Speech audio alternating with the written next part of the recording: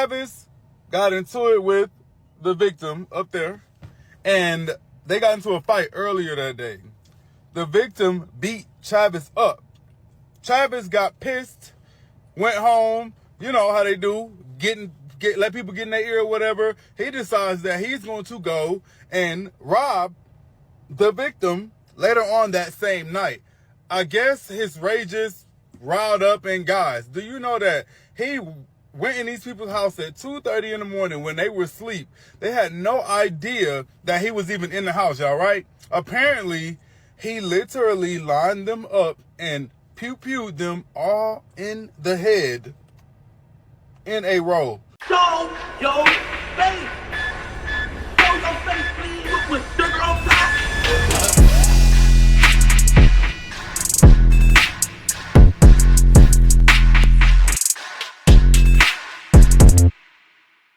Alright y'all, so this situation happened a few days ago, but there's a bunch of reasons why I feel we all needed to bring awareness to the situation, because so much had went wrong on so many levels. Literally senseless killing for no reason at all, but on top of that, a child was unalived in the process. And it's not like the child was hit by a stray bullet or mistakenly. The child was literally targeted, all over something as small as a gaming console and drugs. Literally 3 people, including that toddler, is now no longer here, all because of a situation so minuscule, and it could have been handled in another form. Now the problem I have with this is that this plays right into the stigma where people feel that guys who are jailed for certain crimes should never get a second chance and should be given lengthy prison terms because they're basically a menace to society. Me being somebody that was formerly incarcerated myself, I do have a problem with this because I do understand that prison, jail, period, can actually help you more than it does bad. But it's all about how you take doing your time. Now, of course, you're going to have some people out there that's not going to be right, but that's just life, period. You got those that's going to always choose to do wrong, but some of them that actually want to fix themselves up. And the problem is, for the people that's doing wrong, it's oversaturating the ones that want to do right. Now, although, like I said, sometimes this is true, for the ones that actually went to prison, learned from their mistakes, came back into society better human beings, this is a kick in the face. Sometimes guys go into prison as kids because they made a mistake being a child, and they're never given a second chance. And sometimes you have those that go inside, come out, and then run large businesses where they become successful after going through what they went through and not going back. Unfortunately, there's guys such as this one here who messes it up for everyone else and put a bad stigma on inmates who are given a second chance. And with this situation here, I totally understand why people will feel like that. So let's get into it, y'all, but before we do, make sure you hit that thumbs up button so we can get this video into the algorithm. And if you not subscribed to the platform already, make sure you do so now. Let's get into it. Investigating a triple homicide. Good evening to you. I'm Jennifer Andrews. Our Shahid Evans was at the scene today and joins us now with details. Monroe Mayor Friday Ellis and the Monroe Police Department held a press conference today after a triple homicide took place in the city last night. NBC 10's Shaw Pryor was at the emotional press conference and has more. The exhortant thinks those involved knew each other. He also says drugs played a role, and the chief sounds disgusted as he describes the crime. What we have here is a special kind of evil. There's evil in the world, but this is a different kind. You got a baby killer that's running around on the loose right now. We've got some very good leads by some fine detective work that are leading us in the right direction. In a triple homicide in Monroe, 2 adult men and a 2-year-old child were found dead at the scene. We all put our foot down to say these folks are breathing borrowed air, and they are no longer allowed in this community. Fam, you notice how in life, it don't even be strangers who do you dirty no more. 9 times out of 10 be the ones you know, the ones you let get too comfortable, the ones you open your door to, let them chill around your kids, around your space, mess up your peace. Those the same ones that end up hurting you the most. Now this morning I came across a story that honestly turned my stomach. A story out of Monroe, Louisiana. Before I even go further, let me say this, man, I ain't perfect, and I don't judge people for their mistakes. But one thing about me and how I was raised, if you do something to a kid, man, I hate you. And I probably don't hate nothing else in life. But if you harm a child, if you take away a life that's young, I hate you, and I can't even fake it. Literally purposely too, right? It's not like, even if you did, it's not right. right? But it's not like it was a stray bullet. It's not like it was by mistake. No, you meant to do it on purpose. What does that kid have to do with anything you got going on in your life with somebody else? Literally, they pretty much just came into the world, right? Without a fighting chance to even be something. Crazy. Most of us probably can agree. Growing up where we from, we probably seen a lot of wild stuff. And I done seen a lot of wild stuff, not only growing up where I'm from, but even doing these stories. Gang beefs, set up cases, love gone wrong. But this one right here, this one hit different. Because this was a man, a grown man, who already been arrested 8 times in the last 5 years. 8 times, fam. What that tell you? And somehow he still managed to come home with the latest happening just 2 months ago, which we'll later discuss. Now, alright, so now I'm going to take some things back. Because if this man has been arrested 8 times, it's clear, like, I'm all for the advocation of giving people second chances that come out of jail. But clearly, you don't get it, right? 8 times, and then the last time was, what, 2 months ago? Yeah, you need to sit down long enough, because what happens is when you start going to jail, remember back in the days, you get that fear of, if I go to jail, I can't, because of things you see on TV and you just scared. But when you start doing it, you become familiar with it, so it starts becoming nothing for you. So you keep committing crime. So clearly, you either need to stay in there longer or never come out. Instead of changing his life, instead of realizing God gave him another chance, he turned around and took the lives of 2 men and a 2-year-old baby girl. That little girl was the daughter of one of the men who lost his life that night. And fam, let's just pause for a second. If you from the streets or even got common sense, and you know why this clown thought in his mind he had to do what he wanted to do with that little girl. Now it's sick and it's heartbreaking that the only reason I can even stomach telling you this story is because these victims deserve to be remembered. This family deserves justice, and the city of Monroe deserves for this monster to be exposed. On top of that, we're gonna find out where we can help and support. But also, if not many, I pray just one. Learn from this story. Everybody not to be trusted, especially when you're doing dirt. So today, we're gonna go over exactly who this man was, his past, what led up to this moment, the timeline of his tragic night, and how the system failed yet another innocent child. If you're a parent from Louisiana or a parent anywhere in this world watching this, the story gonna hit home, because it could have been anybody's family, anybody's baby. So before we go over this one, I want you guys to remember, I won't give you no angle. I just give you the story. So with that being said, make sure you like, comment, and subscribe. We'll jump right to it. Before we even get into the events of what happened, let's take a second to talk about where this all took place. Monroe, Louisiana. Now, Monroe might not be the biggest city in Louisiana, but it's one of the oldest and most historic. It sits in the northeastern part of the state, right along Washington River, a place that's supposed to be peaceful, families fishing, kids playing outside. The small town feels where everybody knows everybody. But truth is, Monroe been going through a lot over these last few years. The city population sits under 50,000.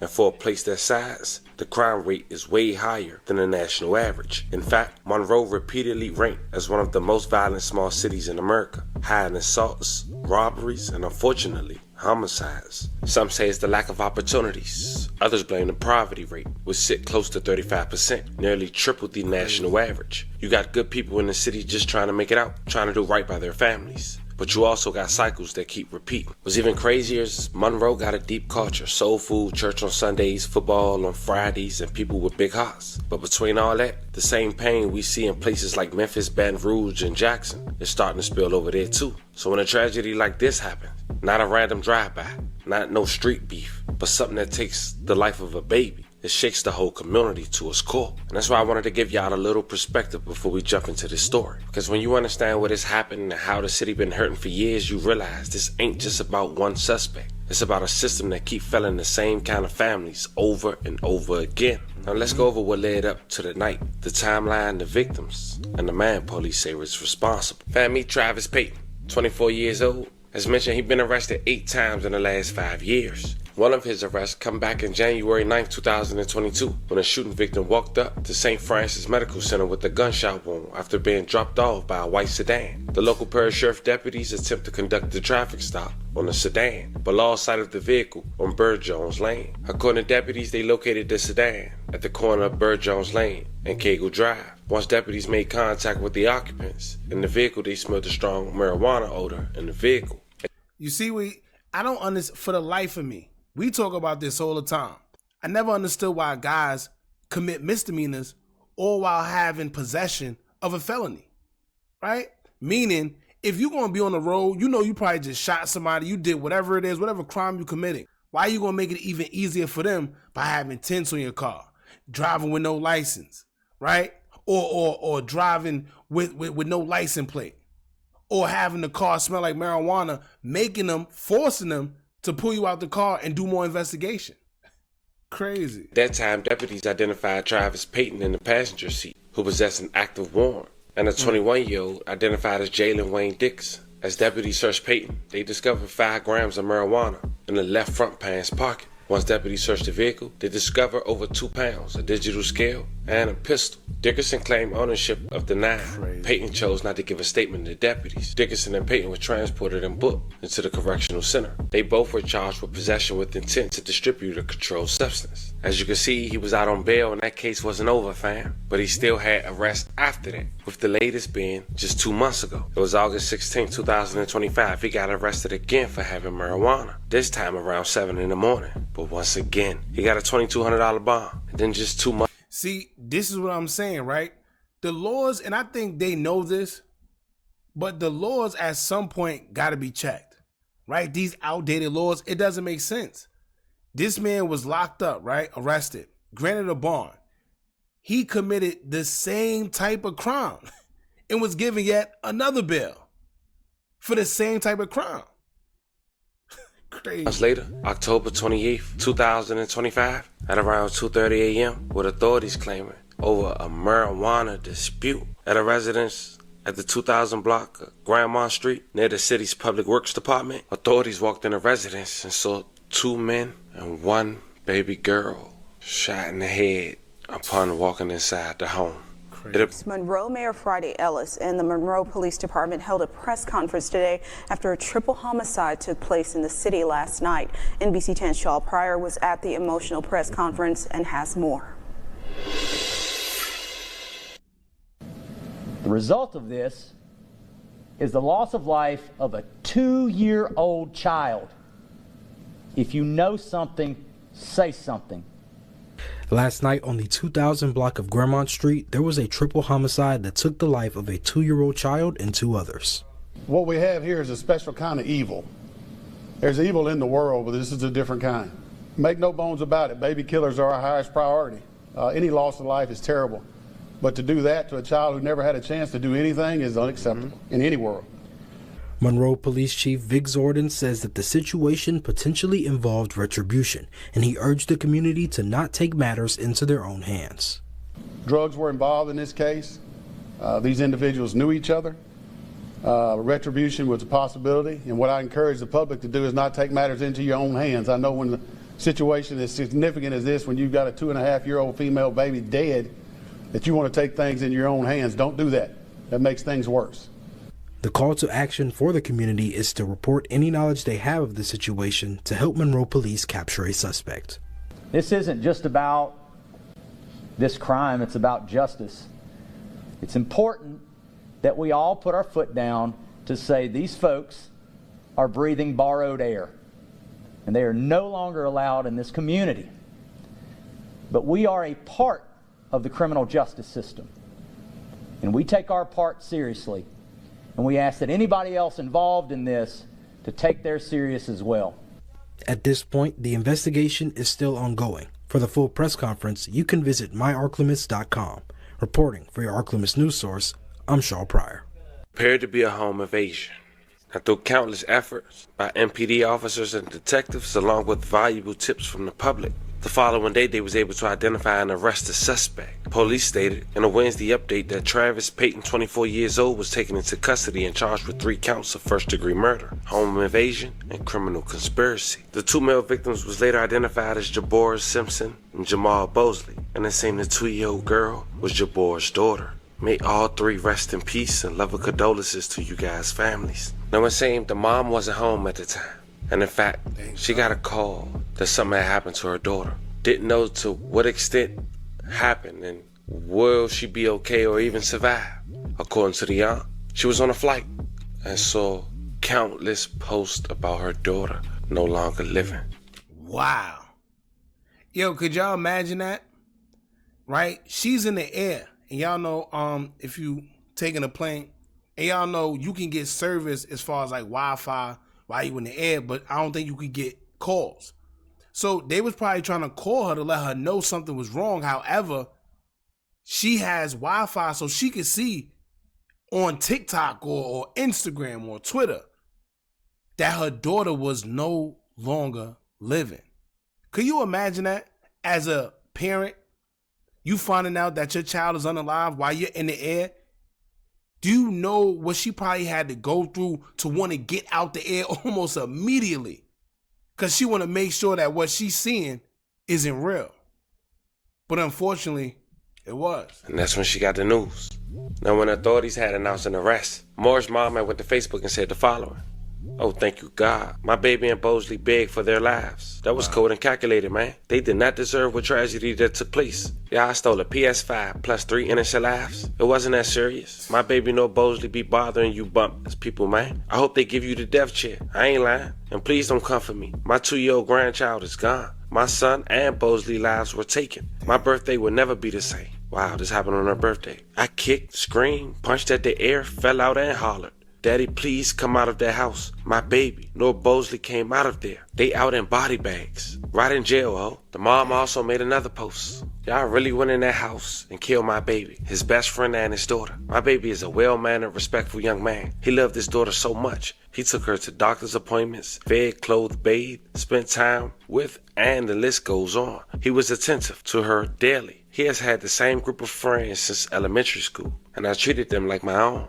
He was at home with his daughter, not even expecting intruders, insinuating it was more than one fam to come and invade their home and interrupt their peace. It looked so bad in that house. That was an act of evil that is unimaginable. They played with y'all for their lives. My baby played for his daughter's life. Y'all really did this bad though. Neither one of them deserved this. I love my baby, man. That's my baby boy, man. Y'all did not have to do that. I pray justice is served. I pray y'all don't sleep. I pray y'all have nightmares of the mess y'all left us broken-hearted behind. We need prayers to get through this difficult time. I will never be the same. Man, I ain't gonna lie. This one heavy. Every time I think about that little girl, 2 years old, didn't even get a chance to grow up, to learn her colors, to tell her daddy name, it hit me. And the part that's the hardest to process, fam, is that this ain't no isolated situation. It's the same pattern we see over and over again.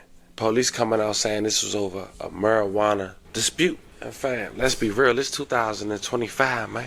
Unless you having them about 100 coming off the truck, what profit you really making? And to take a 2-year-old girl life for some short slum shit? Foul, man. It's more developed, fam. I keep you guys updated. This was the story of a young man and his best friend being gunned down alongside his daughter after the man allegedly killed them and robbed them for his PlayStation 5. Just to get apprehended less than 24 hours later. There's a link in the bio to help support this family. If you feel in your heart to do so, please do so. Talk to me in the comments. Don't forget to like.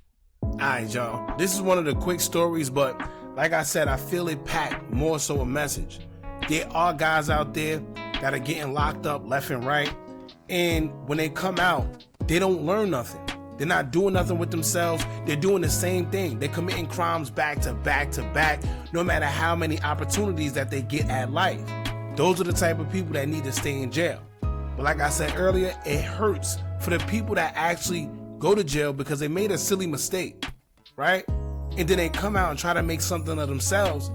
But a lot of times, they're being held by these type of stigmas where people don't want them to come out, where the guidelines keep them in there. Right? Y'all jump in the comments. Let me know what y'all think about this. Don't forget to like, comment, share, and subscribe. Hit that bell so you're notified every time we drop new content. And remember, as long as you keep on watching, I'ma keep on driving. I'm out.